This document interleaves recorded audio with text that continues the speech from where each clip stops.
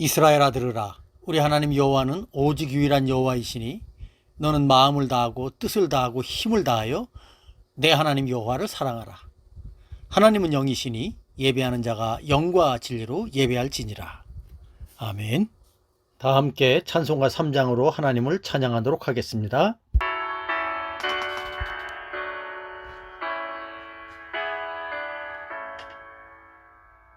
성부 성자와 성령 찬송과 영광 돌려보내세 태초로 지금까지 또 영원 무궁토록 성삼위께 영광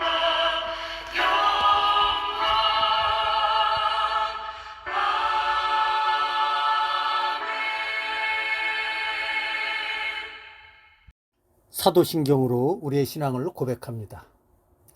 나는 전능하신 아버지 하나님 천지의 창조주를 믿습니다.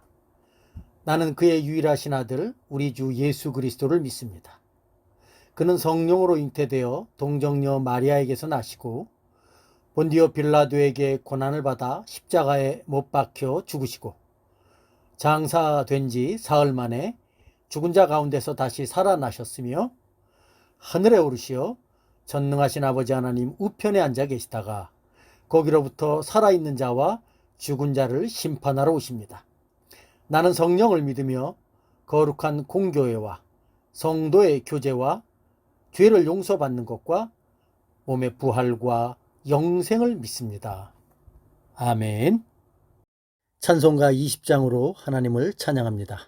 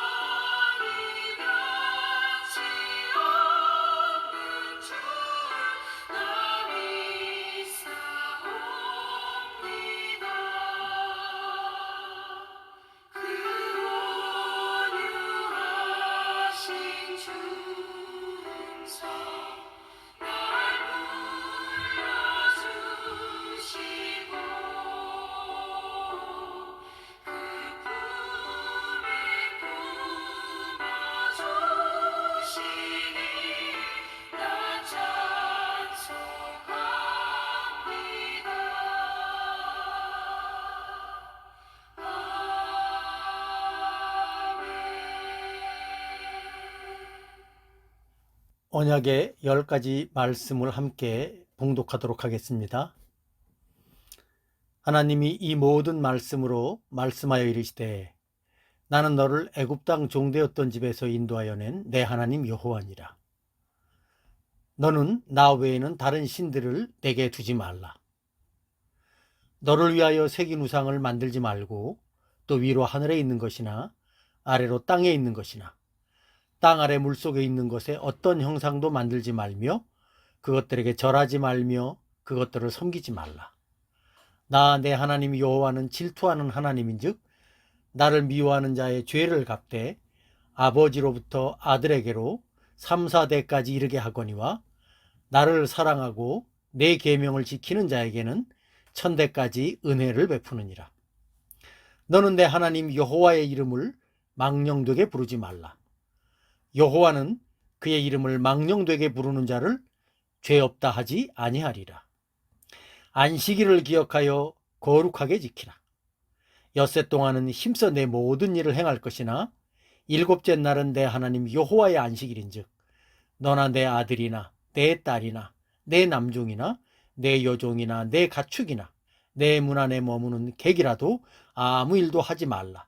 이는 엿새 동안에 나 여호와가 하늘과 땅과 바다와 그 가운데 모든 것을 만들고 일곱째 날에 쉬었습니다. 그러므로 나 여호와가 안식일을 복되게 하여 그날을 거룩하게 하였느니라. 내 부모를 공경하라. 그리하면 내 하나님 여호와가 내게 준 땅에서 내 생명이 길리라.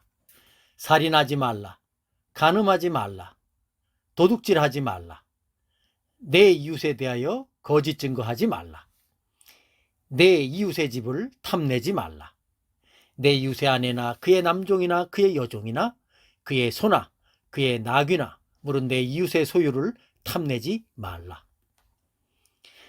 예수께서 이르시되 내 마음을 다하고 목숨을 다하고 뜻을 다하여 주 너의 하나님을 사랑하라 하셨으니 이것이 크고 첫째 되는 계명이요 둘째도 그와 같으니 내 이웃을 내 자신같이 사랑하라 하셨으니 이 두 계명이 온 율법과 선지자의 강령이니라. 아멘. 주약에 맞춰 지난 한 주일간의 삶을 돌아보며 우리의 연약함과 죄악들을 고백하고 하나님의 은혜를 구하는 시간 갖도록 하겠습니다.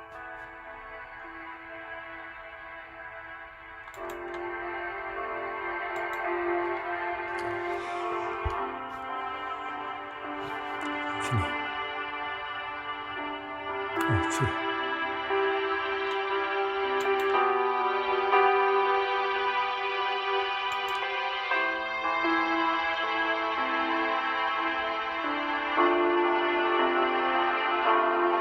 아버지 하나님,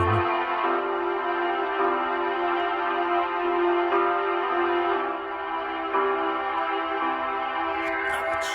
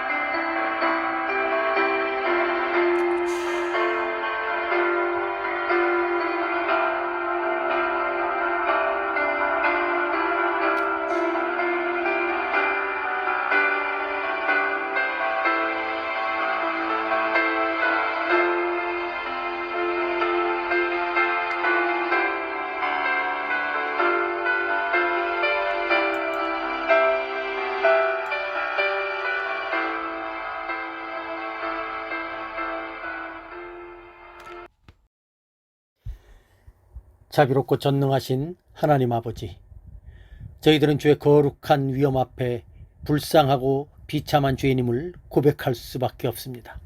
하루하루 살아감에 있어서도 온갖 악하고 죄악된 성향을 따라서 살아갈 수밖에 없는 연약한 인생들임을 고백합니다.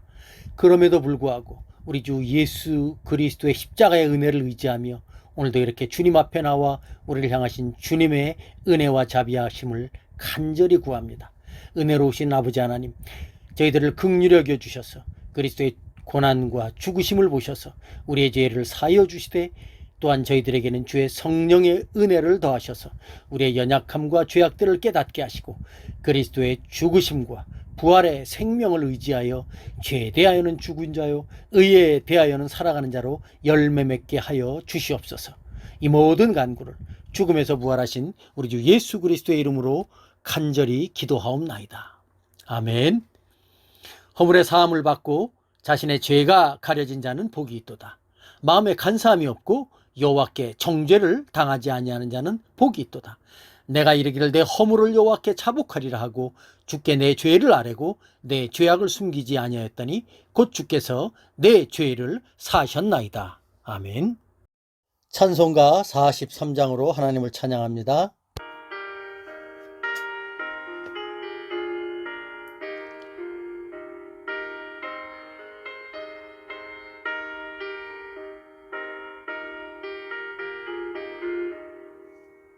즐겁게 안식할 날 반갑고 좋은 날 내 맘을 편케 하니 즐겁고 기쁜 날 이날에 전화 만미 가보좌 앞에서 참되신 삼위일체 다 찬송 부르네 이날의 하늘에서 새 양식 내리네 성회로 모이라고 종소리 울리네 복음의 맑은 빛은 온 세상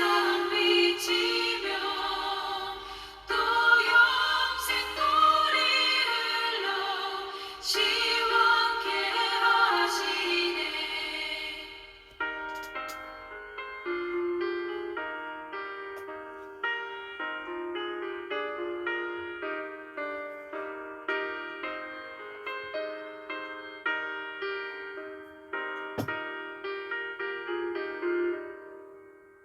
이 주를 지킴으로 새 은혜를 입어서 영원히 쉬는 곳에 다 올라갑시다 성부께 찬미하고 성자와 또 성령 참되신 삼위일체 다 찬송 부르세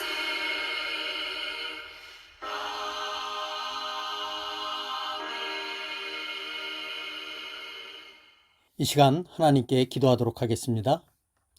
자비롭고 전능하신 하나님 아버지, 오늘도 복된 주일 맞이하여 우리 성도들과 함께 성삼위 하나님께 예배케 하시니 감사드립니다.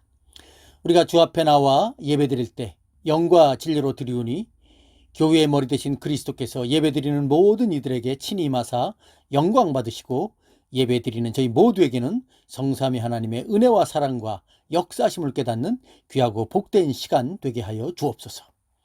주여, 어느덧 9월의 첫 주가 되었습니다. 찌는 듯한 여름의 무더운 날씨는 서서히 약해지면서 아침 저녁으로 선선함을 느끼는 결실의 계절 가을입니다. 이런 계절의 변화를 통해서 하나님께서는 우리들에게 허락하신 날들을 잘 헤아리고 계수할 수 있는 지혜로운 마음을 허락하여 주시옵소서. 무엇보다도 하루하루 살아감에 있어서 주님의 말씀을 묵상하면서 그 말씀 앞에 기쁨으로 감사함으로 순종하는 귀하고 복된 삶들이 지속될 수 있도록 인도해 주시옵소서.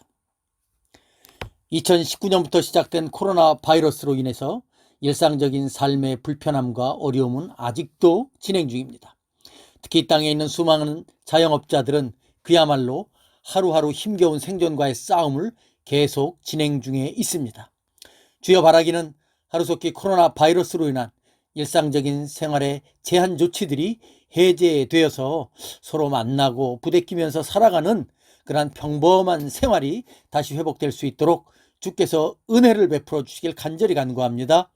무엇보다도 이와 같은 비상한 시국 속에서 하나님께서 세워주신 각각의 지도자들이 자신들의 역할을 충실하게 잘 감당할 수 있도록 주께서 함께해 주시옵소서. 특별히 우리 모든 믿는 성도들이 이러한 때에 믿음이 잃지 않고 주께 감사함이 넘치는 삶을 잘 살아갈 수 있도록 주여 은혜로 함께하여 주시옵소서. 주여, 우리 군포약교회 성도들과 가정을 위해서 기도합니다. 성도들에게 허락하신 생업들을 통해서 일용할 양식을 허락해 주시옵소서.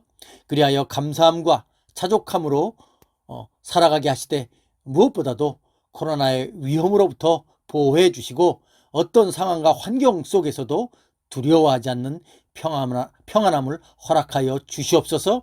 그래서 하루하루를 믿음으로 잘 견디며 생활하는 우리 모든 군포약교회 성도들 되게 하여 주옵소서. 또한 우리의 자녀들 역시 그들에게 필요한 은혜를 더하여 주셔서 이 어려운 때에 그들의 미래의 생활을 준비하는데 조금도 부족함이 없도록 주께서 지혜를 더하여 주시고, 또한 하나님의 말씀을 사랑하면서 또 주께서 허락하신 지혜를 따라서 주어진 그 모든 역할들을 잘 감당하고, 또 주께서 허락하신 여러 가지의 그 시험과 그 과정들을 잘 감당해 나갈 수 있도록 주께서 은혜를 더하여 주시옵소서. 특별히 아버지 하나님, 우리 각 가정에 또 생활에 계시는 어르신들이 있습니다. 그 모든 어르신들의 건강과 그 모든 삶의 형편들을 주께서 지켜주시고 붙들어 주시옵소서. 또한 선교지에서 사역을 감당하는 선교사님들과 그 가정을 위해서 주님께 간절히 간구합니다.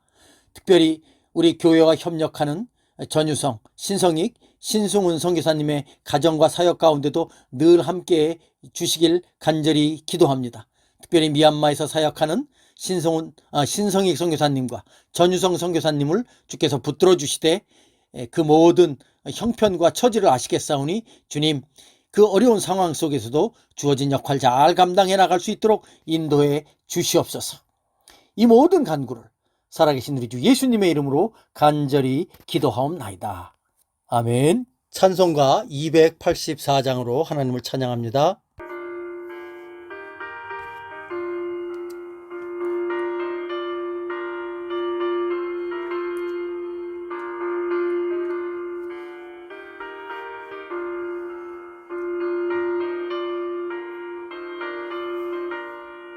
오랫동안 모든 죄 가운데 빠져 더럽기가 한량없던 우리들 아무 공로 없이 구원함을 얻어 하나님의 자녀 지금 되었네. 주의 그 사랑 한량없도다. 찬송할지어다 예수의 공로. 주의 그 사랑 한량없도다. 찬송할지어다 예수의 공로. 주의 보혈로서 정결하게 씻겨 죄악에서 떠난 몸이 되었고 세상 근심 구름 간 곳 없어지니 하나님의 빛이 영화롭도다. 주의 그 사랑 한량없도다. 찬송할지어다 예수의 공로. 주의 그 사랑 한량없도다. 찬송할지어다 예수의 공로.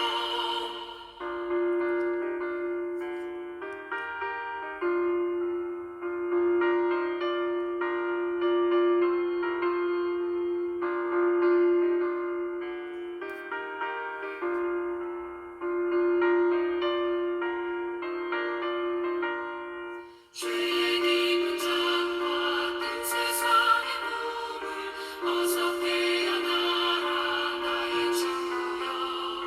은혜 받을 날과 구원 얻을 때가 지금 온 세상에 선포되었네. 주의 그 사랑 한량없도다. 찬송할지어다 예수의 공로. 주의 그 사랑 한량없도다.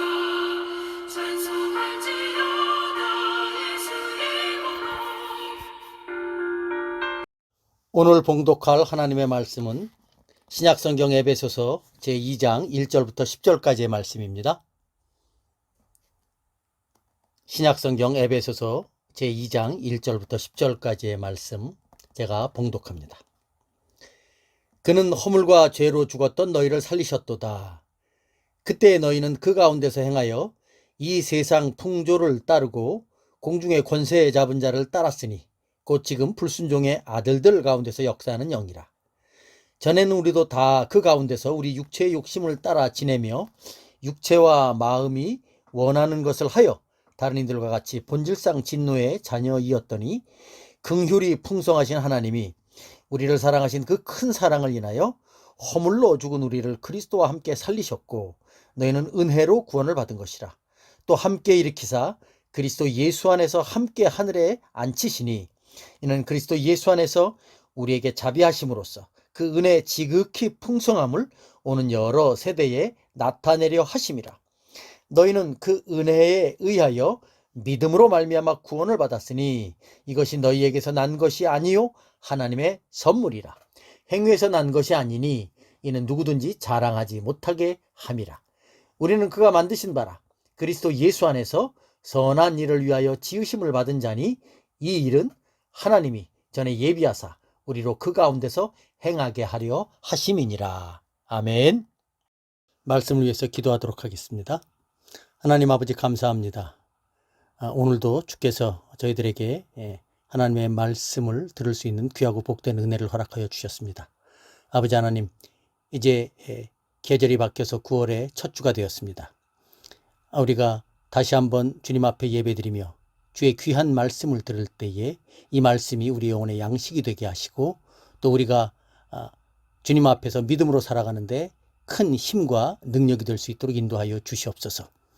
바라기는 우리 모든 성도들이 이 말씀을 통해서 다시 한번 주님을 더욱더 아름답게 섬기며 이 세상에서 아름다운 믿음의 삶을 살아가는데 큰 능력이 되고 위로가 될 수 있도록 인도하여 주시옵소서. 하나님, 또한 이런저런 형편으로 이 자리에 참여하지 못한 성도들이 있습니다. 주님, 그들에게도 위로하여 주시고 때를 어떤지 못 얻든지 항상 주의 말씀을 듣게 하시고 증거할 수 있는 그러한 복된 믿음의 성도들로 잘 세워질 수 있도록 주께서 은혜를 더하여 주시옵소서. 감사드리며 예수님의 이름으로 기도하옵나이다. 아멘. 어느 마을에 궁색하고 외로운 할머니 한 분이 계셨습니다. 어느 날부터인가 그 할머니의 모습이 보이지 않자 친구분들이 그 할머님의 댁에 방문을 했습니다. 할머님의 방문은 굳게 잠겨져 있었습니다. 인기척도 없었습니다. 그래서 연락을 해서 문고리를 열고 그 방에 들어가 보니 이미 할머니는 숨을 거두신 상태였습니다. 나중에 그 할머님의 유품을 정리하다가 이상한 것을 발견했습니다. 그것은 바로 차곡차곡 모아놓은 미국의 $100짜리 지폐였습니다.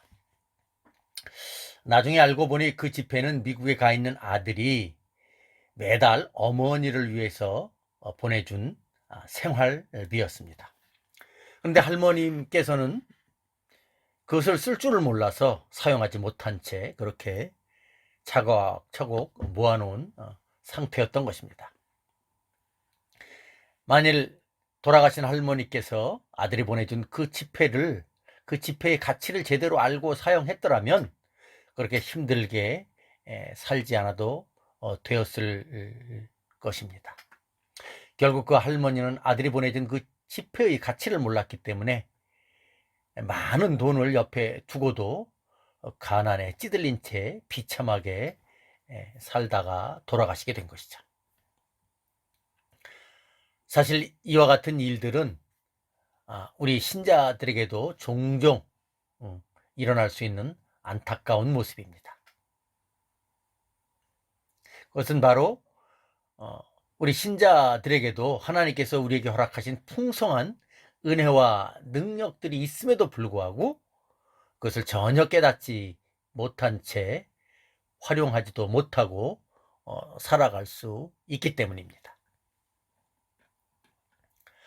사도는 에베소 1장에서 성도들에게 그리스도 안에서 허락된 하늘에 속한 신령한 복들을 강조하면서 그 신령한 복을 깨닫고 그 능력으로 살아갈 것을 권고합니다.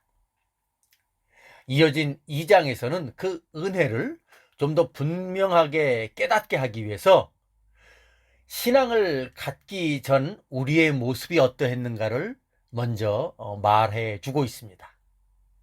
이것은 마치 햇빛의 찬란함과 영광스러움을 드러내기 위해서 어둠을 먼저 보여주듯이 우리에게 허락하신 그리스도의 은혜의 모습을 좀 더 분명하게 보여주기 위한 그러한 순서로 보입니다. 사실 이 세상의 어느 누구도 자신의 죄와 허물을 깨닫지 못한 채 하나님의 그 영광스럽고 놀라운 은혜를 발견하고 소유할 수 있는 사람은 아무도 없습니다. 그래서 예수님께서도 심령이 가난한 자가 복이 있고 애통해하는 자가 복이 있다라고 산상수훈의 말씀을 통해서 가르치셨습니다. 하나님께서는 우리들에게 주님의 그 풍성한 은혜를 보여주시기 전에 항상 이처럼 우리의 연약함과 비참함을 먼저 살펴볼 것을 강조하시죠. 그래서 바울도 에베소의 성도들에게 그의 교훈을 가르칠 때 바로 그런 순서를 택한 것이 아닌가 싶은 것입니다. 오늘 우리가 읽은 2장 1절로 10절의 내용도 바로 그런 순서로 진행되고 있는 것을 우리는 다시 한번 깨닫게 됩니다. 1절을 다 같이 한번 읽어보도록 하겠습니다. 에베소서 2장 1절의 말씀입니다. 그는 너희의 허물과 죄로 죽었던 너희를 살리셨도다. 사도 바울은 오늘 본문에서 먼저 우리의 상태를 죄와 허물로 죽었다라고 말합니다. 죽은 것 같다가 아니라 죽었다라고 말하죠. 예수님의 구원하심은 죽음에서 생명으로 옮기신 생명의 역사입니다. 우리는 죽음이라는 단어를 생각할 때 가장 먼저 육체의 죽음을 떠올릴 수밖에 없죠. 왜냐하면 우리가 실제적으로 경험하는 죽음은 육체의 죽음이 거의 대부분이기 때문입니다. 그러나 사실 죽음에는 육체의 죽음만 있는 것이 아닙니다. 성경에서 죽음을 말할 때는 다양한 경우를 묘사할 때 죽음을 말합니다. 생명과 반대되는 의미를 묘사할 때 죽음을 말하기도 하고요. 또 어떤 단절 또는 분리의 경우도 죽음을 말하기도 합니다. 그리고 죽음은 그와 같은 생명과 반대되는 것, 단절, 분리로 다 그 의미들을 설명할 수 있습니다. 사실 성경에 나오는 내용들을 종합해 볼 때 크게 죽음을 세 가지 형태로 우리가 이렇게 좀 구분해 볼 수 있죠. 첫 번째는 우리가 생각하는 육체적인 죽음이죠. 이것은 우리의 육체와 우리의 영혼이 분리된 것을 말합니다. 창세기를 보면 하나님께서 아담을 창조하실 때 흙으로 육체를 만드시고 그 흙에 당신의 숨을, 당신의 영혼을 불어넣어 주셨을 때 사람이 되었다, 즉 생명이 되었다, 그렇게 말씀하고 있죠. 즉 사람은 영혼과 육체가 연합된 존재다라는 것입니다. 그것을 생각해 볼 때 우리의 육체가 그 본래 왔던 곳인 흙으로 돌아가고 우리의 영혼이 주인 되신 하나님께로 돌아가는 것, 그것이 바로 육체의 죽음이죠. 그런데 사실 이 육체의 죽음도 인간의 타락으로 인한 하나님의 심판의 한 모습인 것을 우리는 성경을 통해서 알 수가 있습니다.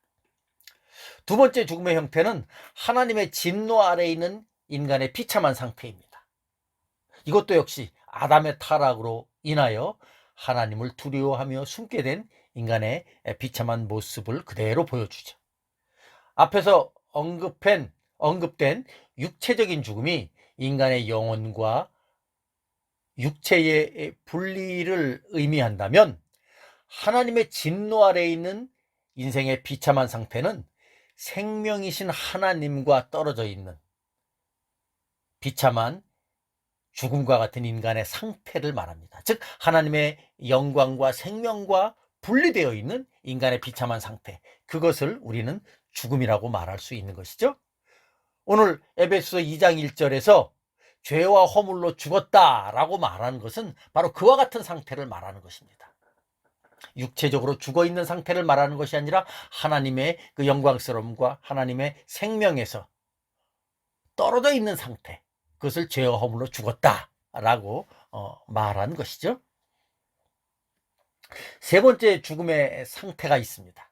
그것은 영원한 지옥 형벌을 말합니다. 하나님께서는 아담의 타락 이후 독생자 예수 그리스도를 통해서 하나님의 택한 백성들을 구원하시기로 하셨습니다. 그래서 누구든지 예수 그리스도를 믿기만 하면 놀라운 하나님의 영원한 생명을 허락해 주신 것이죠. 반면에 이 놀라운 생명의 복음을 외면하고 불신하는 사람들에게는 영원한 최후의 심판, 즉 지옥 형벌을 말씀하셨습니다. 그것이 바로 요한계시록에서 말하는 둘째 사망으로 불려지는 것입니다.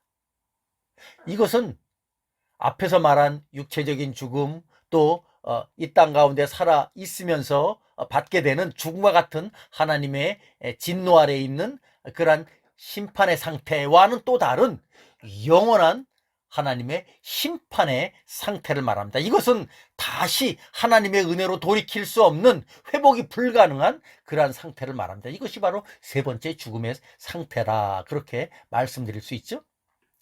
사도 바울이 오늘 본문에서 말하고 있는 허물과 죄로 죽었던 너희를 살리셨도다 라는 말씀은 두 번째 죽음의 상태에 있는 그런 비참한 인생들을 예수 그리스도 안에서 세 번째 죽음의 상태에서 벗어날 수 있게 해 주시는 그런 놀라운 하나님의 구원의 은혜를 말하는 것이죠.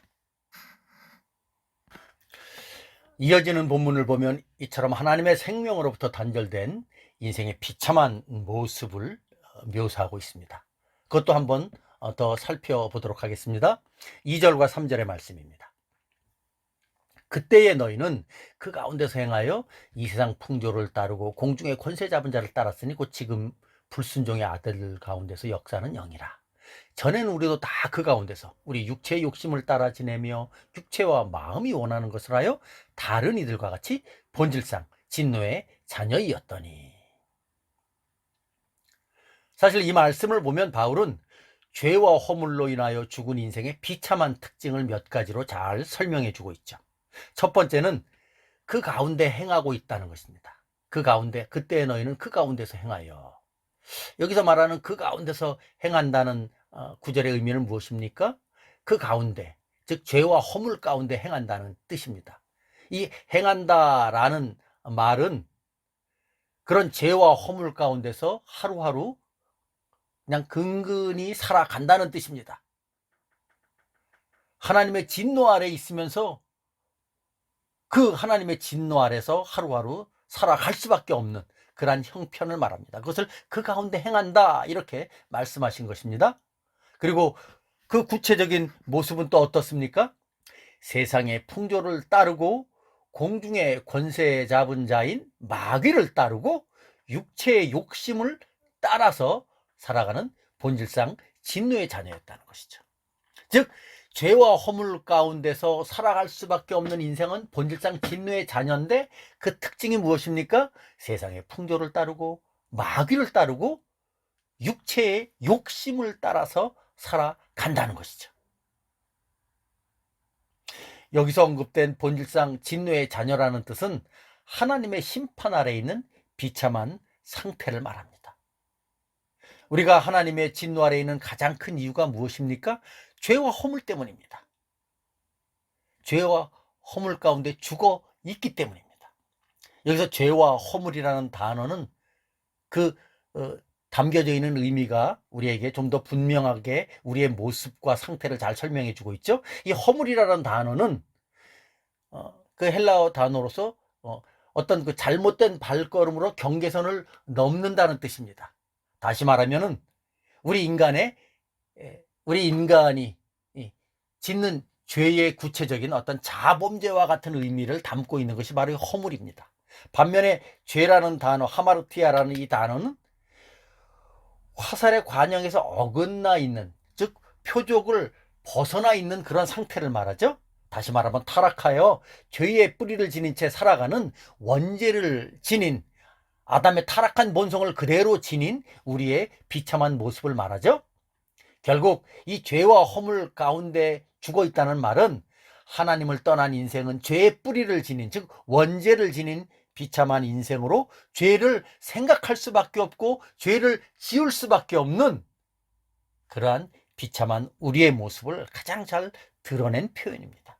그래서 사도 바울은 바로 그와 같은 비참한 인생이기에 우리는 본질상 진노의 자녀일 수밖에 없다라고 말씀하고 있는 것이죠. 이것이 바로 우리네 인생의 실제 상황이라는 것이죠. 그리고 그런 인생의 가장 큰 특징은 무엇인가를 추구하고 따른다는 것이죠. 이 본문을 보면 무엇을 따릅니까? 세상을 따르고 공중의 권세 잡은 자인 마귀를 따르고 우리 육체의 욕심을 따라 살아갈 수밖에 없다는 것이죠. 여기서 이 따른다는 단어도 우리가 한번 좀 생각해 볼 수 있죠. 이것은 따를 수밖에 없는 그러한 비참한 상태에 놓여 있다는 뜻입니다. 결국은 우리는 죄와 허물이라는 그런 우리의 그런 한계 안에 갇혀서 죄의 노예로, 비참한 노예로 살아갈 수밖에 없는 상태라는 것입니다. 결국 이 말씀이 주는 의미는 죄와 허물로 인해서 하나님의 생명으로부터 떠나버린 우리 인생들은 하나님을 대적하는 세상의 풍조를 따르고 그 세상의 풍조를 좌지우지하는 마귀의 유혹을 따라서 하루하루 비참하게 살아갈 수밖에 없는 죄의 노예와 같은 삶을 살아간다는 것이죠. 그것이 바로 바울이 이 에베소서 말씀에서 가르치고 있는 그리스도를 모르는 아담의 후예인 모든 자연인의 비참한 상태를 말하는 것입니다. 그런데 사실 사람에 대한 이와 같은 성경의 내용은 많은 사람들에게 거부감을 일으키죠. 그렇다면 우리 인간에게는 전혀 아무런 소망이 없다는 말인가라는 생각이 들기 때문이죠. 그리고 실제로 우리가 생활하면서 겪는 삶의 여러 경험들을 비춰볼 때 바울이 말한 이런 묘사와는 좀 더 거리가 있는 것처럼 보이기 때문이기도 합니다. 실제로 살아가는 우리의 모습을 보면 그리스도 밖에 있는 불신자들이나 그리스도 안에 있는 신자들이나 그렇게 큰 차이가 나지 않습니다.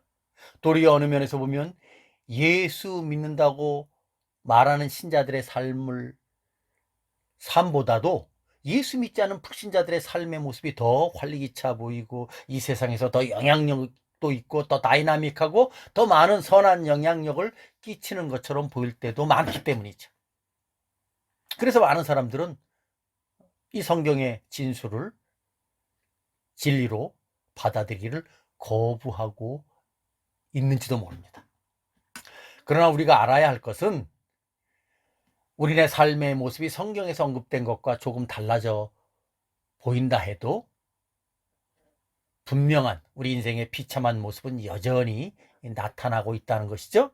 그리고 우리의 삶의 모습이 지금 사도 바울이 말한 것처럼 그렇게 아주 극단적인 비참한 모습이 아닌 것처럼 보이는 이유는 인생의 비참함과 저주가 없어서라기보다는 그럼에도 불구하고 여전히 하나님께서 우리에게 베풀어 주신 일반적인 은혜와 특별하게 베풀어 주신 특별한 은혜를 받아들인 성도들의 삶이 우리 가운데 공존하고 있기 때문이라는 것이죠.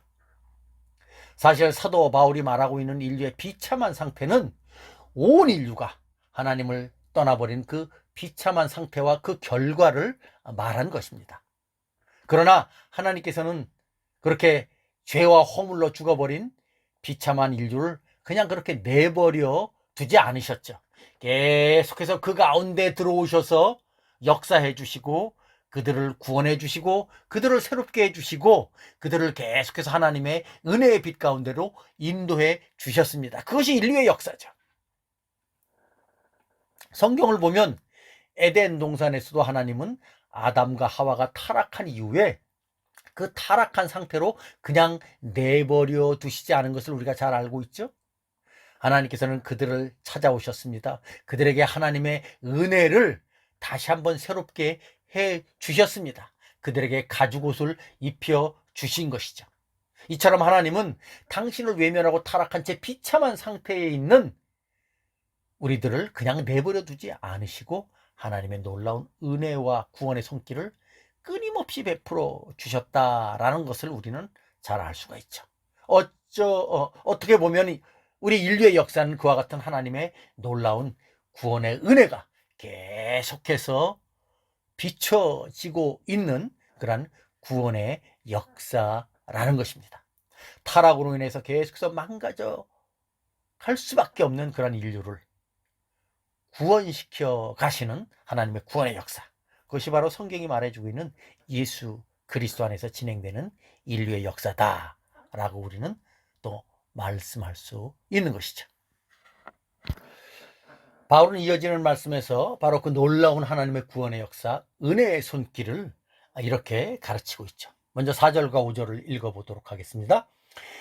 긍휼이 풍성하신 하나님이 우리를 사랑하신 그 큰 사랑을 인하여 허물로 죽은 우리를 그리스도와 함께 살리셨고 너희는 은혜로 구원을 받은 것이라. 사실 우리말 성경에는 표현되어 있지 않지만 이 3절과 4절 사이에 그러나 라는 구절이 있죠. 그러나 하나님께서 이런 의미죠. 즉 하나님을 떠난 인간의 상태는 비참한 상태요, 저주의 상태요, 하나님의 진노 아래에 있는 상태였지만 그러나 하나님께서 그런 인간의 비참한 상태를 그냥 내버려 두지 않으셨다는 뜻이죠. 하나님은 어떤 분이시기에 우리를 그냥 내버려 두지 않으셨습니까? 오늘 본문을 보면 긍휼이 풍성하신 하나님이시기 때문에 그리하셨다는 것이죠. 하나님의 크신 긍휼하심은 우리를 죄인된 상태에서 그냥 내버려 두실 수 없으셨다는 것입니다. 무엇인가를 하셔야만 하신 것이죠. 그래서 하신 일이 무엇입니까? 그것은 바로 허물로 죽은 우리를 그리스도와 함께 살려주신 것입니다. 여기서 우리는 하나님의 고민을 좀 생각해 볼 수 있죠. 사실 피조물에 불과한 제가 이 하나님의 말씀을 전하면서 하나님의 구원의 역사를 함께 나누면서 하나님의 고민을 언급한다는 것이 어불성설일 수 있습니다. 그러나 그렇게 말씀드리지 않을 수 없는 것이 죄와 허물로 죽은 우리를 구원하신 하나님의 그 놀랍고도 독특한 방식 때문입니다. 그것은 바로 그리스도와 함께 우리를 살리셨다는 것이죠. 오늘 본문을 보면 함께 살리셨고 함께 일으키셨고 그리스도와 함께 하늘에 앉히셨다라고 말씀하죠. 즉 하나님은 죄와 허물로 죽은 인생을 살리시는 유일한 방법으로 당신의 독생성자이신 예수 그리스도와 함께 하시는 방법을 택하신 것입니다. 사실 성경을 보면 하나님은 전지전능하신 하나님이시죠. 전지전능하신 하나님, 전지전능하심이란 모르는 것이 없고 행하지 못할 일이 없는 것입니다. 그러나 하나님께서는 하지 못하시는 것이 하나 있으시죠? 그것이 무엇입니까? 바로 당신 자신을 속이시는 것입니다. 거짓을 행하시는 것입니다. 하나님은 절대로 자신을 속이거나 또는 거짓말을 하실 수 없는 하나님이십니다. 그런 하나님이시기에 하나님의 말씀을 불순종해서 타락한 아담과 하와 그리고 그 후손들을 그냥 아무런 조치 없이 용서하시고 구원하실 수는 없으신 것입니다. 왜냐하면 그것은 하나님 자신을 속이시는 일이요 하나님 자신이 거짓말을 말씀하신 것이 되기 때문이죠. 그래서 하나님은 거룩하신 하나님이요 죄와 허물을 용서하실 수 없는 하나님이시기에 죄와 허물 가운데 있는 인간을 그냥 용서하시고 그냥 그를 구원하실 수 없으셨던 것입니다. 반드시 그 죄의 대가를 치르도록 하셔야만 했습니다. 그러나 죄와 허물 가운데 있는 우리 인간이 그 죄의 대가를 하나님께서 정말 심판하시는 그 심판을 그대로 우리 인생이 다 받는다면 더 이상 우리 인생들에게는 구원의 여망이 없는 것이죠. 그래서 하나님께서 당신의 독생자 예수 그리스도와 함께 예수 그리스도 안에서 우리를 구원하셔야만 하셨던 것이죠. 그래서 하나님께서는 그런 하나님의 진노와 심판을 당신의 독생 성자이신 예수 그리스도께 퍼부으심으로써 허물로 죽은 비참한 우리를 살려주신 것입니다. 우리는 아무런 공로도 없지만 하나님께서는 그 크신 긍휼하심과 사랑하심으로써 우리 대신에 예수 그리스도를 죽게 하심으로써 그 놀라운 은혜를 베풀어 주신 것이죠. 사도 바울은 오늘 본문에서 그 놀라운 구원의 진리를 뭐라고 표현합니까? 은혜라고 표현하고 있는 것입니다. 그래서 바울은 이 놀라운 구원의 은혜가 가장 분명하게 드러난 십자가 외에는 그가 이 세상에서 자랑할 것이 없다라고 고린도전서에서 말한 것이죠. 사랑하는 성도 여러분, 우리가 왜 예수 그리스도의 십자가의 은혜를 높여야 합니까?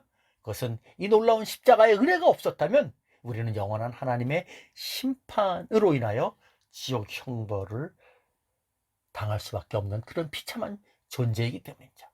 그런데 하나님께서는 예수 그리스도 안에서 우리를 택하셔서 거듭나게 하셨고 이 놀라운 구원의 복음을 듣고 믿게 해주시는 그런 복된 은혜를 허락해 주신 것입니다. 그래서 바울은 바로 그 진리를 힘있게 증거하면서 이 은혜를 받은 신자들에게 그에 걸맞는 삶을 살아갈 것을 명령하고 있는 것이죠. 이어지는 말씀의 내용이 바로 그 내용이죠. 이런 복된 은혜의 진리의 말씀을 받은 신자들은 이제 그에 걸맞는 삶을 살아가야 된다는 것이죠.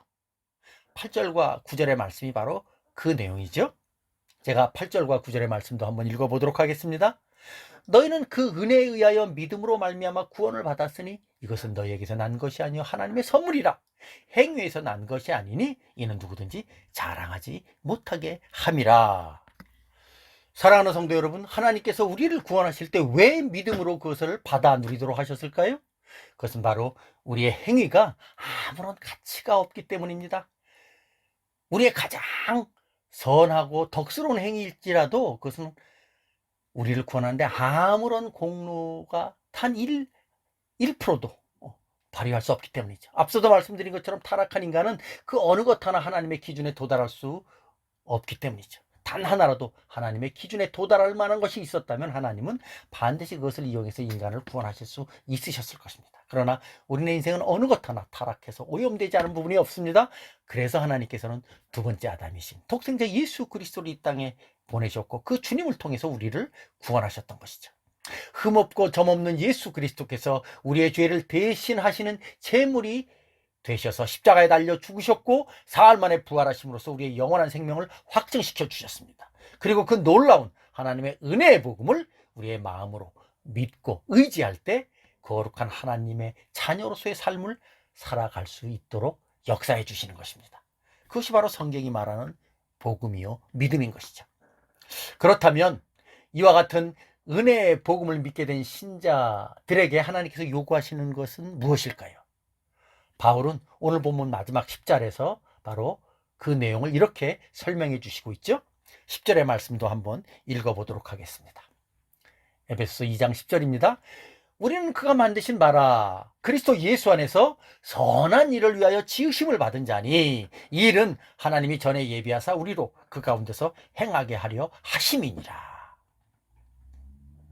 이 말씀을 통해서 우리는 그리스도 안에 있는 우리들의 삶의 분명한 방향성과 목적을 깨달아야만 합니다. 첫 번째는 우리 중 어느 누구도 하나님의 은혜 없이 살아갈 수 있는 사람은 없다는 것이죠. 나의 나 된 것은 다 하나님의 은혜입니다. 죄와 허물로 죽었던 우리를 살리신 것은 온전히 하나님의 은혜입니다. 죽음에서 생명으로 옮겨진 것에 대해서 나의 공로는 단 1%도 없다라는 사실을 우리는 절대로 잊지 말아야 합니다. 그렇기 때문에 예수 믿는 신자들에게는 잘 되어도 하나님 덕분이요 어렵고 힘든 일을 당해도 하나님께 감사할 수밖에 없는 형편이라는 것이죠. 그래서 우리 예수 믿는 신자의 결론은 결코 이 세상에서 우리가 겪는 고난과 죽음이 다가 아니죠. 우리 신자의 마지막 종착점은 영원한 하나님의 생명과 그리스도와 함께하는 영광스러움에 있습니다. 천국에 있습니다. 그것이 바로 우리 예수 믿는 신자의 마지막 종착점이죠. 그것을 알기 때문에 예수 믿는 신자들에게는 죽음이라도 감사할 수 있는 것이죠. 하물며 고난이고 이 세상에서의 어려움이야 우리가 정말 그 고난과 어려움을 당하는 그 순간순간이 힘들고 어렵기는 하지만 궁극적으로 우리는 그것을 감사로 받으면서 하루하루 믿음으로 살아갈 수 있는 것입니다. 두 번째로 생각해 볼 것은 그렇기 때문에 우리가 이 세상에 있을 때 열심히 하나님의 뜻을 따라 선을 행하며 살아가야 한다는 것이죠. 하나님께서 우리를 구원하신 목적이 바로 이 선을 행함에 있다는 것입니다. 그렇다면 우리가 예수 그리스도 안에서 행하는 선한 일이란 무엇일까요? 그것은 바로 하나님의 말씀을 순종하는 일입니다. 그리스도께서 하나님의 말씀을 철저하게 순종하심으로써 우리의 구원을 이루어 주셨습니다. 그리스도께서는 당신의 순종하심으로 우리의 구원을 이루어 주셨지만 우리들은 우리의 순종함으로 우리의 구원을 이루는 것은 아니죠. 다만 그리스도의 구원하심으로 하나님의 말씀을 향한 순종의 삶을 이제 우리도 살아갈 수 있게 된 것입니다. 그리고 그것이 바로 1차적으로 선한 일이죠. 하나님의 말씀을 순종하며 살아갈 때 그 하나님의 말씀의 정말 핵심이 무엇입니까? 하나님을 사랑하는 일이고 내 이웃을 내 몸처럼 사랑하라는 말씀에 있습니다. 십계명에 나와 있고 새로운 계명의 말씀이 바로 그 말씀 아닙니까?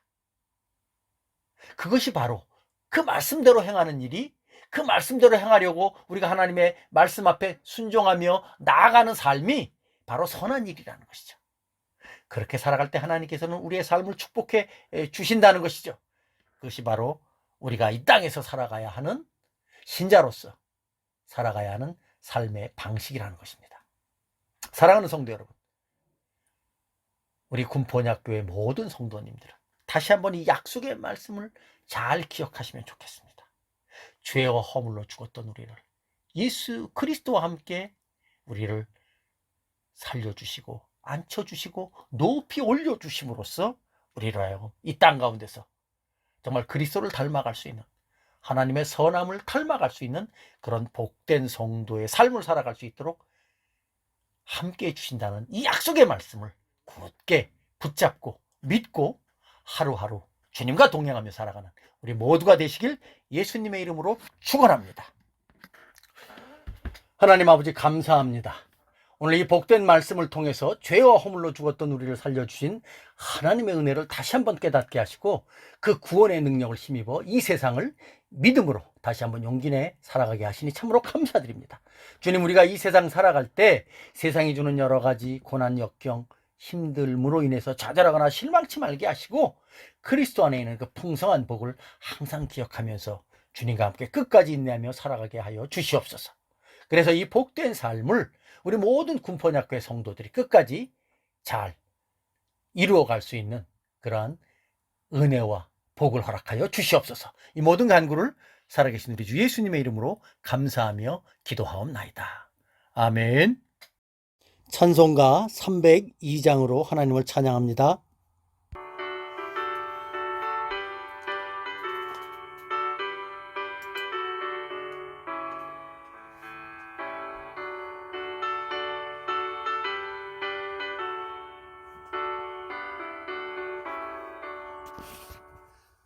주 하나님 넓고 큰 은혜는 저 큰 바다보다 깊다.